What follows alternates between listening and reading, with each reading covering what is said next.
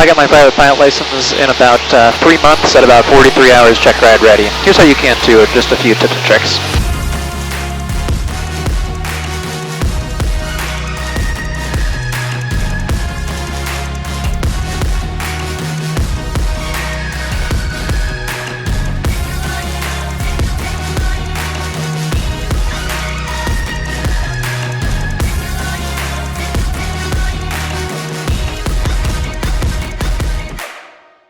Yeah, so here's really just 5 big tips to how to reduce your cost because as everybody knows with flight training, time is money. So how to reduce your time to get your license and therefore your cost too. So number 1 is to take a discovery flight, and if you decide that flight training is something you want to do, go all in on it. So I would get an online flight school like Sporty's or King's or something like that, like I did, and then just go through most of that course before you even actually start your flight training. Learn all you can from that, and that'll make you way better. That'll make you a way better pilot when you actually go to start the actual flying. You'll already know how to talk on the radios. You'll already know what a traffic pattern is. You'll already know how to do a lot of the basic maneuvers and stuff like that. So I would recommend doing that. You'll minimize your time in the air, and therefore the time you're paying per hour to rent the airplane. So tip number 2 kind of goes hand in hand with that, and that's just to prepare on the ground before you do your flight lessons every time heavily. So your CFI should be there to kind of verify your learnings and give you endorsements, not to teach you everything from the very beginning. So when you're in the airplane, you should be verifying what you already know. So if you go up to do a lesson on stalls, for example, you should have done some prep work ahead of time on the ground the night before or something like that to learn what a stall is, what the mechanics of it are, and what the full procedure is for your kind of airplane. And if you have a online flight school like Sporty's or King or something like that, you can watch those videos and know the procedures before you even get in the airplane to do it. And you'll end up, instead of learning everything for the first time while you're paying a high amount per hour, you already know how to do it, and you're just putting what you know into practice in the actual airplane, and you'll get everything done a lot quicker. Number 3 is to schedule 3-hour flying blocks. The standard at most schools is to do 2-hour blocks, but what I found to be very beneficial was to schedule 3-hour flying blocks. And that's because when you actually reserve a 2-hour block, you're probably only going to be flying about an hour of that. You're going to be billed probably like a 1.2 or something like that for having the engine on for 1.2 hours. But you're going to spend a lot of that time on the ground. So if you book 3-hour lessons, you can do about double the amount in the air and spend the same amount of money basically on the ground, if that makes sense. So you'll have one set of time for pre-flight, run-up, taxiing and stuff like that, and you can do double the amount in the air. If you do that across all your flying, you'll end up saving about double the amount versus the average student on things like taxiing, run-up, and pre-flighting and stuff like that. So you'll end up saving a ton of time, hours totaled, easily. And along with those 3-hour blocks is to fly often. So the more often you fly, the quicker you'll get it done easily because you'll forget less between each lesson. So I would target to fly 3 to 4 times per week.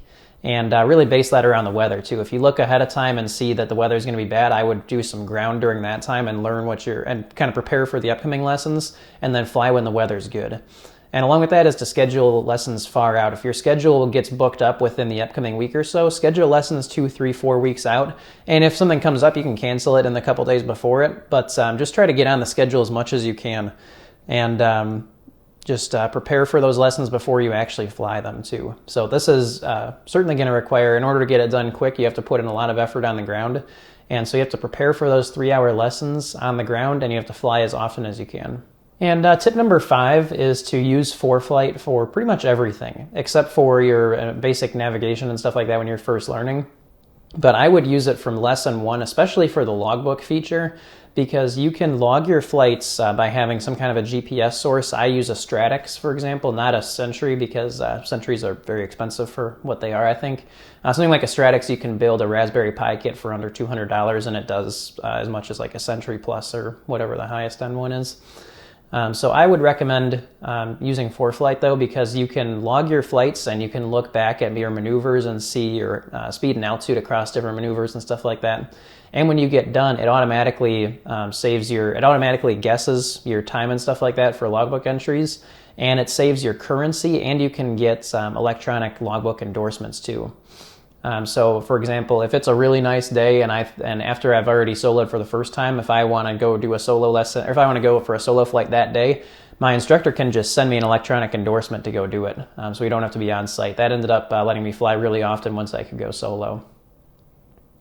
The other thing that ForeFlight Logbook is really good at is that it'll give you a summary and kind of like a checklist of the private pilot requirements and your progress towards each of those objectives. That helps you really target, especially later on in training, what exactly you need to get done. You might need an hour and a half more simulated instrument time. So if you're going to go do a cross-country flight, you can kind of double up on that and get the cross-country requirements out of the way and the instrument simulated requirements out of the way in the same time.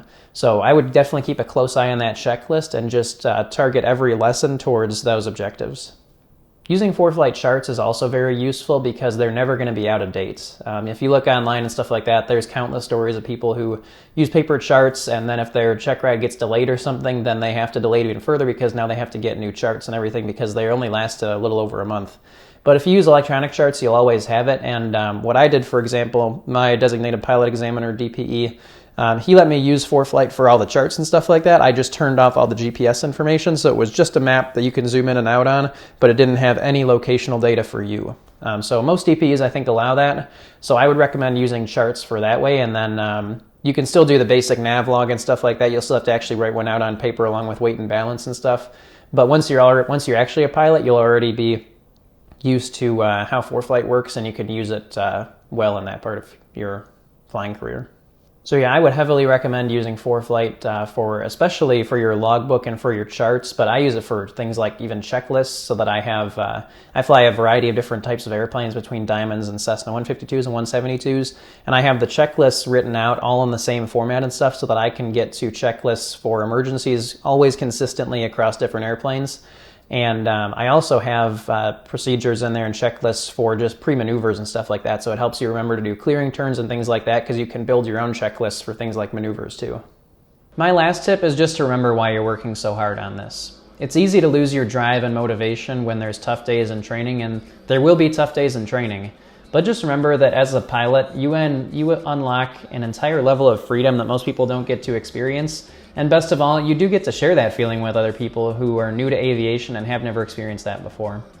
And also, whether it's milestones like first solo, or first night flight, or first cross country, or just the first time flying over clouds, or seeing a nice sunset from the air, there will be times that remind you why you're working so hard on this too.